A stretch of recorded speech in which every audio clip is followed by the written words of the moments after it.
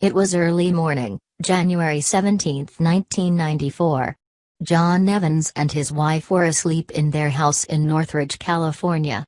Suddenly, the loudest thunder they'd ever heard seemed to explode right out of the ceiling, the floor, and the walls. They were thrown onto the floor. The dresser, on the other side of the bed, crashed onto the bed, which was shaking and bouncing violently. Paintings and a mirror flew off the bedroom walls. Their bedroom windows broke and the walls cracked as the foundation of the house moved. The Northridge quake was only 6.8 on the Richter scale, 10 is maximum. There have been many earthquakes stronger than the Northridge one. The strongest quake ever recorded, 9.5, occurred in Chile in 1960. Each whole number on the Richter scale equals 10 times the energy of the previous number.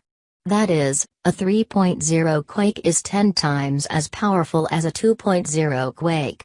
Quakes are measured on instruments called seismographs. Earthquakes usually occur where tectonic plates meet. About 30 of these plates cover the Earth. They are several miles thick and huge in area. Most of the Pacific Ocean sits on just one plate. Earthquakes occur when one plate strikes another or slides beneath another. Either action produces a huge amount of energy that travels upwards to the surface of the land or upwards to the surface of the ocean floor. A powerful earthquake on the ocean floor produces a tsunami. It is well known that various kinds of animals act oddly just before an earthquake occurs.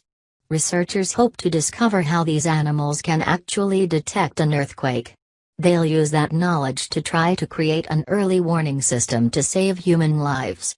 We'll never be able to take the power out of an earthquake, but maybe someday we can take out the surprise.